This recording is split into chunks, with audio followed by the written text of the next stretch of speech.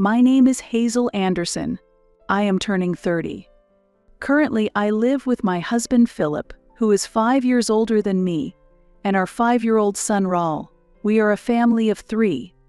Today, I am attending a friend's wedding ceremony with my husband. Though I call them friends, they are closer to my husband than to me, and I only know them by face. The ceremony is held in a first-class hotel, and I find myself captivated by its luxury. While my husband exchanged greetings with acquaintances at the venue, I went to the restroom for a bit.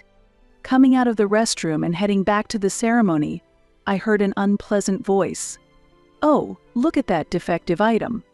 Why are you here?" "Huh. Mom, what do you mean by that?" "Oh, it's true. Why is there a defective item here? We didn't invite them, did we?" I feel as if disdainful words are being exchanged around me. And they seem to be talking loudly on purpose. This is not just gossip, it is overtly offensive. However, no one addressed me directly. I don't want to associate with such rude people, so I quickly left the area. "Wait, you ugly thing. You can hear me, can't you?" I felt someone call out from behind, but I ignored it. My name is not you ugly thing. As I walked firmly down the corridor, the sound of hurried footsteps behind me startled me. They should have given up since I was ignoring them. Why would they embarrass themselves with such behavior? While I was pondering this, someone suddenly grabbed my arm. It appears that they had run after me. The grip on my arm was so tight that it was painful. "So, wait a minute, I'm telling you." I stared back at the woman who was shouting breathlessly and shook off her arm. She seemed not to expect such a reaction and staggered back with an exaggerated outcry. I felt that her frail behavior was pointless. "Julia, are you okay? Why are you being so violent?" Ignorance really is a problem. Another woman rushed over, supporting her while giving me a stern look. What's going on? Who might you be?" "Huh? Who might I be? Have you forgotten about me?" "Yes, it seems you are very self-centered and rude. Have we met before?" As I asked this, she raised her eyebrows in astonishment. "Huh? What are you talking about? Do you think you have the right to act like this? You, with just a high school diploma? If you say you've forgotten, I'll refresh your memory. I'm your sister, Julia. Hearing the name must jog your unfortunate mind. Right? And this is our mother. Can you really say you've forgotten your own mother?" Yes, maybe there was someone by that name around me in the past. I shook my head slightly. It's a waste of time to engage in serious dialogue with these people. Dissatisfied with my response, the 2 women showed even more anger. At that moment, 2 men hurried over. "What's going on here? We could hear voices all the way over here." "Julia, are you done preparing?" "Oh, you're still in your regular clothes. You better hurry and change." "Dad, Daniel. This suspicious person has sneaked into our wedding. Please kick her out immediately." The woman claiming to be Julia pointed at me while shouting. Weren't they taught that it's not nice to point at people? The reactions of the 2 men who saw me were completely different. The man called Dad widened his eyes, and then clearly showed a displeased expression. The man known as Daniel froze with a look of shock, and his face gradually paled. What's going on? Why is Hazel here? To see her face on such a happy day. Exactly. She must have slipped in by mistake. It's unbearable. Hey, call the security, quickly. Wait a minute, what are you saying? Be careful with your words. This person is. While the man called Dad agreed with Julia, Daniel spoke up with a pale face.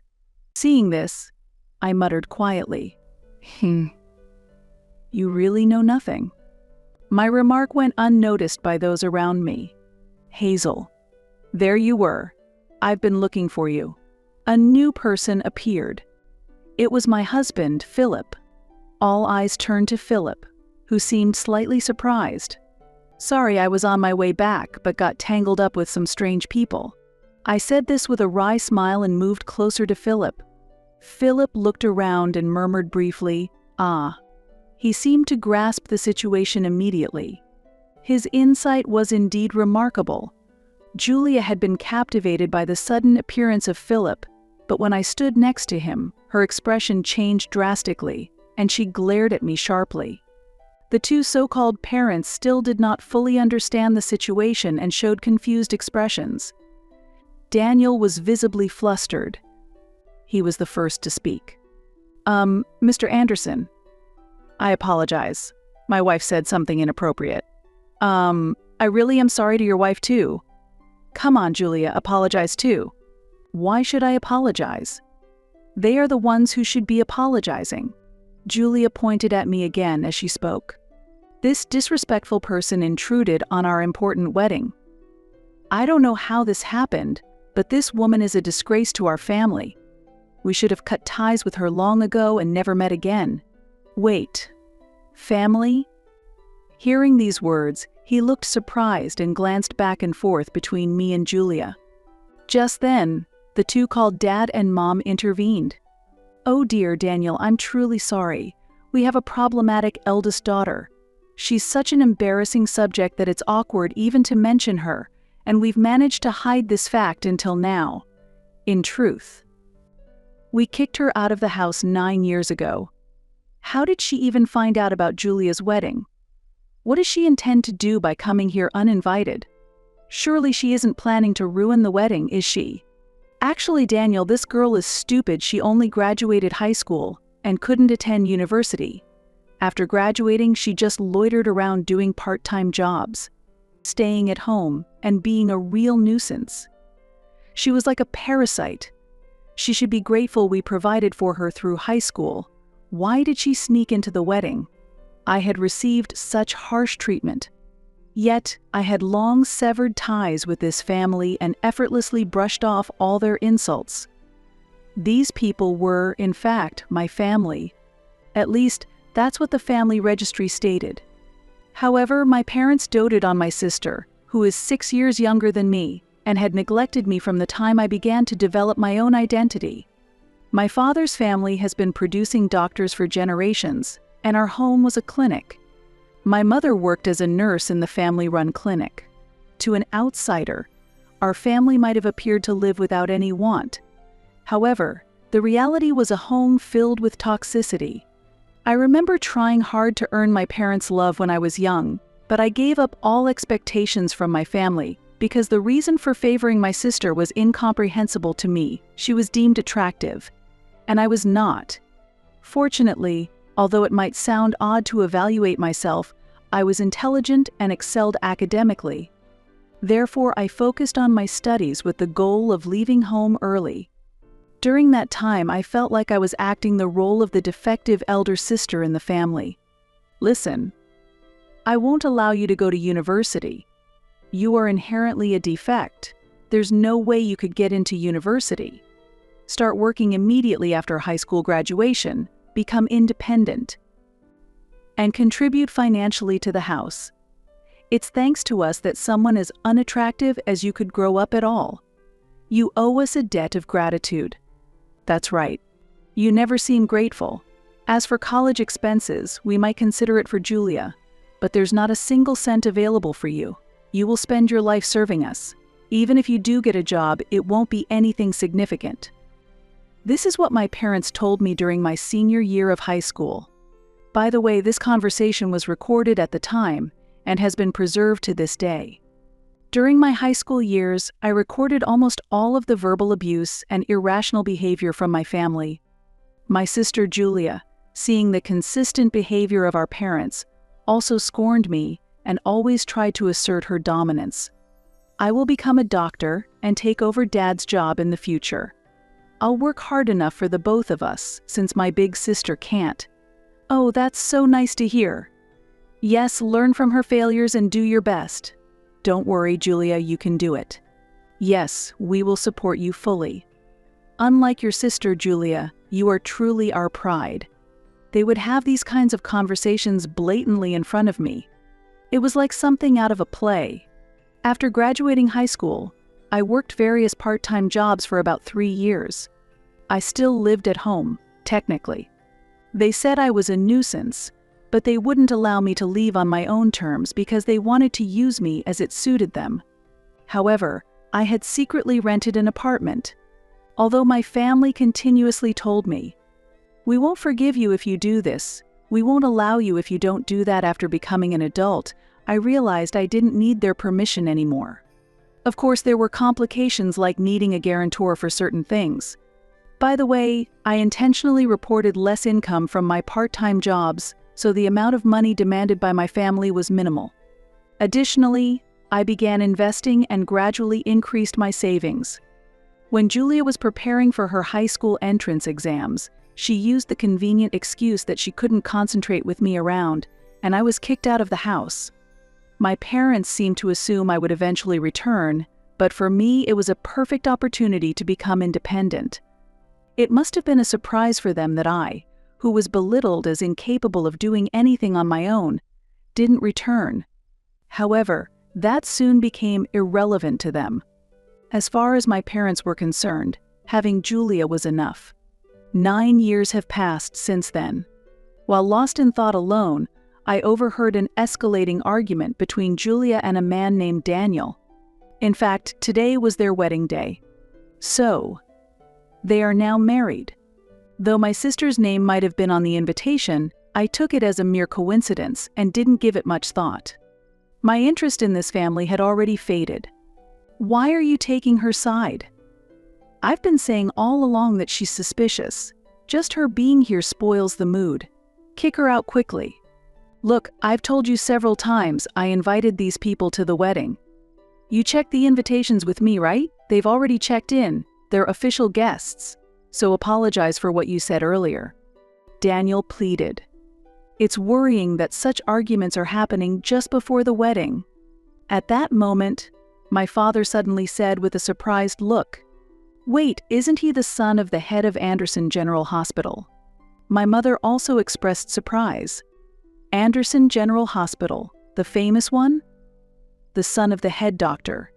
My sister's husband, Julia, echoed their surprise. Amid these stares, Philip introduced himself. "Nice to meet you. I'm Philip Anderson. This is my wife, Hazel," and greeted them with a smile. Philip's parents are distinguished doctors who have managed a hospital for many years. Philip himself is being groomed as the talented heir apparent and is passionately studying medicine. Hearing this, my parents' eyes widened in amazement. Suddenly, my sister's husband intervened. "It's unbelievable. But to think that the wife of Dr. Anderson is my wife's sister. Can such a coincidence even be possible? That means we are relatives now?" he said, unable to hide his surprise. "Dr. Wells, I apologize for any trouble my son may have caused in the past," I continued, cutting off his remarks. "My sister's husband, Daniel Wells, is a doctor and works at a university hospital. I had just taken my son to him recently because he was feeling unwell. But that's the extent of our connection. Philip has had professional ties with doctors, and it seems that Wells respects Philip greatly. How's Raoul feeling now? From what I diagnosed, he should start receiving treatment immediately. So I suggest you take him to get tested and hospitalized at my hospital." Daniel kindly made that offer, but I replied, "Actually, we've decided to see another doctor for a second opinion. It's important, you know." He couldn't hide his surprise at my response. It seemed that Daniel was attempting to treat my son as a special case, but I was uncomfortable with the idea of my child being seen as a profitable object. Therefore, I gently declined his offer with a smile. Suddenly, a mocking laugh echoed through the air. "Why are you behaving like that? Are you trying to compensate for being a high school graduate by marrying a doctor? Are you stupid? Marrying the heir of a large hospital doesn't elevate your own worth. Your education remains the same. And your thinking is too shallow. You really have a child? Poor kid, having you for a mother," Julia criticized. "Hey Julia, please stop. We're family. Why do you keep saying such things?" Daniel tried to mediate quickly. However, my sister glared at his words. She seemed unshakable in her righteousness. Suddenly, Philip spoke to me. "Hazel, are they really your family?" he asked doubtfully. "No, these people can no longer be called family. A real family wouldn't suddenly scold you for no reason, refuse to feed you just because you spilled a little food, would give me secondhand clothes found in a dumpster while laughing as they compare them to the high-end brands they give to my sister. They wouldn't throw away my study materials claiming you're too stupid to need them, or soak my textbooks with water to make them unusable. So, no. They are not my family anymore. True, a real family wouldn't strip you naked in the winter cold for not lending a book to your sister, or lock you in a hot shed in the summer. They wouldn't silently sell your belongings or tell you directly that you're expected to labor for a lifetime. People in our town have noticed the clinic's unfair treatment of the siblings, suspecting abuse, and they don't want to take their children there. It's actually surprising that no one reported it when we were kids. Now, despite their business suffering, they fail to realize that they are the cause of it. This shows just how severe it is. During our calm exchange, when the cruel acts of my past were revealed, Daniel was shocked. My parents were equally stunned to find out I knew their clinic was struggling financially since I had left home. This information was unearthed by my in-laws, who deeply sympathized with the hardships I endured and felt even more outraged than I did. Philip also harbored similar feelings, and they had been investigating my parents' clinic, potentially to use it for revenge. Stop it. Stop lying. We didn't do any of that. It's your fault for being a failure. Daniel, don't believe a word she says, my sister vehemently protested, but it was too late. He looked at her with disdain. I thought to myself that none of this would have happened if she had ignored me and walked away back then.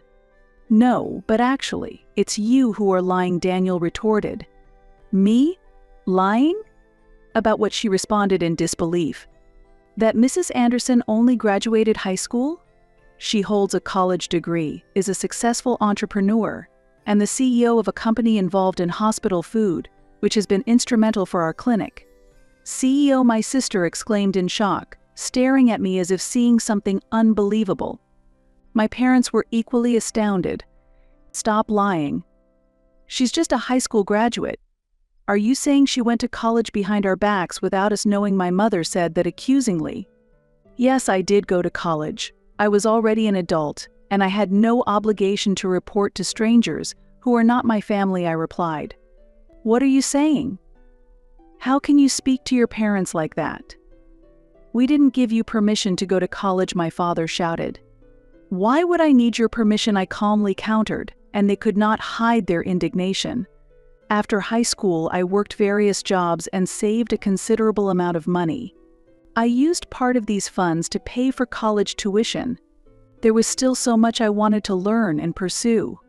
Living away from home, I enjoyed my freedom and was capable of anything. While in college, I started my own business. That's also when I met my current husband. Reflecting on this fills me with deep emotions. Meanwhile, my sister was mumbling something with a pale face. I can't believe it. I always thought she was the incapable and inept sister who couldn't do anything by herself, that she would die somewhere after being expelled. Despite all that, she graduated from college and is now a CEO and married to the heir of a major hospital. Why?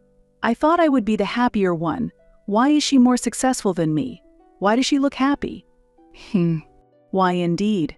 Maybe it's because despite being treated unfairly by our family, she never gave up and kept working hard. Maybe luck played a small role as well. After saying this, I looked back at my sister firmly. And then I revealed a shocking fact. By the way, I heard you dropped out of middle school. Is that true? This revelation completely shocked everyone around, including my former parents and Daniel. What? What are you suddenly talking about? Who dropped out of middle school? My sister countered, though I admired her bravery in doing so. I heard from a distant relative who has always been kind to us that after I left home, you overestimated your capabilities, thinking you could easily get into any prestigious school without studying. You went into the exam unprepared and ended up writing almost nothing. resulting in the expected failure. After that, you became unruly at home and were in a reclusive state for a long time, right? You only returned to society recently when our parents introduced Daniel as a suitable marriage partner for you, I explained. As I spoke, Daniel's expression grew increasingly stern, while my parents and sister turned pale. The relative who provided this information is a distant cousin of my father, known for his skill in gathering information.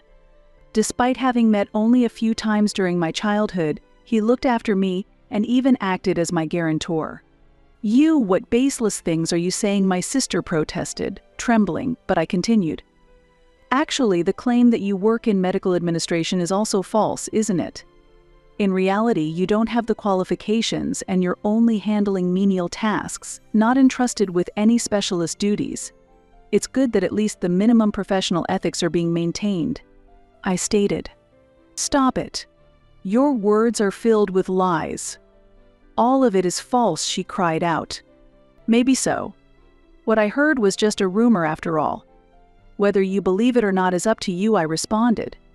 At that, my sister suddenly turned to Daniel, studying his expression intently. On his face were doubt, confusion, and clear disdain. "Julia, you previously told us that you graduated from a prestigious women's university, held qualifications, and were supporting your family's hospital. Are you saying all that was a lie? Falsifying academic credentials to deceive people is clearly fraudulent. Have you deceived me?" Daniel asked pointedly. "No, Daniel. Don't just take her word for it. You're my husband, you should trust me," she pleaded. "Then, please name even one professor from the university you claim to have graduated from," he challenged her directly. Clearly flustered, my sister struggled to respond. "That's not relevant right now." "Is it really not? Well, let's call a professor from the department you claim to have attended right now. This professor is also a family friend of our parents and has a very close relationship with our family," Daniel proposed, ready to unravel the truth once and for all. As he declared this, Daniel calmly picked up his smartphone. "Please stop. That's not necessary. Daniel, if you trust me, that's enough." Oops! Suddenly, Julia snatched the smartphone from Daniel's hand and forcefully slammed it onto the floor. "There's no need to check, just believe me." Driven by anger, Julia slammed the phone to the floor and then mercilessly stomped on it multiple times with her high heels, completely destroying it. Her expression at that moment was distorted with rage, resembling the face of a monster. This scene greatly shocked Daniel, and the people around were stunned by her sudden action. My parents tried to calm Julia down, but her anger seemed not easily subdued. The commotion caught the attention of other guests and the venue's staff, who gathered around with concerned looks. The venue momentarily descended into chaos, with a very intense disturbance unfolding. Despite being there, I felt as if it were happening to someone else. I could no longer feel a familial connection with my sister or those present. For me, my family now consists only of my husband and son. "Shall we go home? I think we've done our duty here," I suggested to my husband. Philip looked a bit surprised and asked, "Are we finishing up already, Hazel?" I replied with a calm smile. "It's okay, let's go home. Oh, and let's stop by the cake shop at this hotel on the way back and buy some delicious cake. There's one that's been very popular recently." "Hey, that sounds like a good idea. Let's pick up a cake on the way home."